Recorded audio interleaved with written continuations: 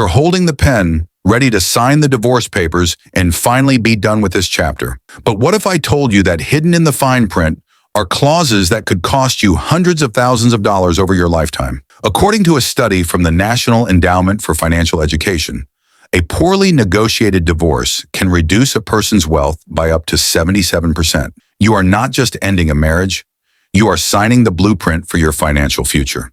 Before you make it official, there are 10 critical things you must check for. Let's get straight to the list. Number 1. The permanent lock-in. Is your spousal or child support modifiable? If the agreement says support is non-modifiable, you are locked in forever no matter what life throws at you. Consider this. Research from the American Sociological Review shows that 60% of divorces involve a significant change in income for at least one spouse within 5 years. If you are paying support and lose your six-figure job, you are still legally obligated to pay the same amount from your old salary, even if you're now earning half. Conversely, if you are receiving support and your ex gets a massive promotion, you cannot ask for a single dollar more to reflect their new reality. This clause removes all safety nets. Your question to your lawyer must be, is our support modifiable based on a substantial change in circumstances? If the answer is no, you need to understand you are signing away your right to ever adapt. Number 2, the holiday time bomb. Is your parenting plan painfully specific? An agreement that says you alternate major holidays is a guarantee of conflict and legal bills. What defines a major holiday? Is Easter included? What about the child's birthday on a Tuesday? A study in the Journal of Family Psychology found that co-parenting conflict costs families an average of $15,000 in additional legal fees. Your plan must be an exhibit attached to the agreement, listing every single holiday by name, with exact pickup and drop-off times. For example, parent A shall have the child from 9 a.m. on Christmas Day until 12 p.m. on December 26th. It should also include a right of first refusal clause, specifying that if one parent can't care for the child for more than 4 hours, the other parent gets the first option. This isn't about control. It's about building a structure that prevents costly conflict every single year. Number 3, the silent tax bomb. What are the hidden tax implications that everyone forgets? Who gets to claim the children? The IRS dependency exemption is worth over $2,000 per child per year. This must be explicitly written. Will it alternate yearly or be assigned to the primary custodial parent? If it's not, you will have a brutal fight every tax season. Furthermore, the division of the marital home has huge consequences. If you agree to keep the house and buy out your ex's equity, you must think long-term. When you sell that house, you will face capital gains tax. Married couples can exclude $500,000 of profit from taxes, but that drops to $250,000 for a single person.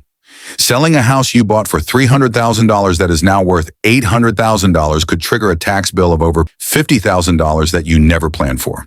You need to model this out with a financial advisor, not just a lawyer. Number 4, the retirement account trap. Is a QDRO explicitly mandated in your agreement? This is perhaps the most overlooked item. A QDRO, or a Qualified Domestic Relations Order, is the separate legal document required to split a 401k or pension without paying a 10% early withdrawal penalty plus income taxes. Without it, if you try to access your $100,000 share of a retirement account, you could immediately lose $35,000 or more to penalties and taxes. Your settlement agreement must not just say you get half of the 401k. It must mandate that a QDRO will be drafted by an expert, filed with the court, and approved by the retirement plan administrator, with the cost of preparation covered. If it doesn't, you might be agreeing to an asset you cannot actually use without severe financial punishment. Number 5, signing in the dark. Did you waive your right to formal discovery? This clause means you are promising the court you have all the financial information and waive your right to legally force your spouse to disclose more. A survey by the National Association of Divorce Professionals estimates that 30% of divorces involve hidden assets like secret bank accounts, undeclared business income, or cryptocurrency. If you sign this waiver and later find a hidden investment portfolio, the court will likely say, "Too bad, you agreed this was all there was." This clause protects the person who may be hiding assets. Do not sign it unless you are absolutely 100% confident you have full and complete financial transparency. Number 6, the debt that keeps on taking. Is every single joint debt explicitly listed by creditor name and account number? A common phrase like, each party will be responsible for their own individually held debts is legally useless for joint obligations. The Consumer Financial Protection Bureau reports that nearly 30% of divorced individuals face continued liability for joint debts. If the agreement says your spouse is responsible for a joint credit card with a $10,000 balance, but they miss a payment, the bank will come after your credit score and can even sue you. The agreement must do two things. First, it must have a schedule listing every debt. Second, it must require the responsible party to refinance the debt or remove your name from the account within a strict time frame, like 90 days. It should also include a penalty clause stating that if they fail to do so, they must immediately pay the full balance to protect your credit. Number 7, the life insurance safety net. Is life insurance required to secure future support payments? If you are receiving child support or alimony, this is non-negotiable. If your ex dies, the court-ordered payments die with them, leaving you financially stranded. A $500,000 term life insurance policy for a healthy person can cost less than $50 a month, but can secure hundreds of thousands of dollars in future support for you and your children. Your agreement must mandate that your ex maintains a policy with a specific death benefit, and they must name you or the children as the irrevocable beneficiary, meaning they cannot change it without your consent. You should also require them to provide you with proof of the policy annually. Number 8, the argument tax. What is the official dispute resolution process?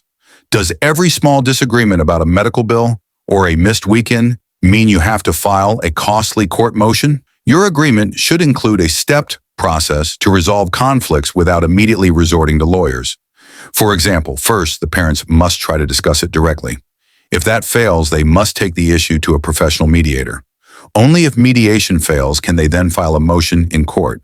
Building in mandatory mediation can cut your future legal costs by more than half and protect your family from constant conflict. Number 9, the Gag Order. You must review the non-disparagement clause carefully. While a reasonable clause prevents you from publicly trashing your ex on social media, an overly broad one can prevent you from speaking honestly to your therapist, your family, or even your new partner about the abuse or difficulties you endured. Your emotional recovery depends on your ability to process what happened.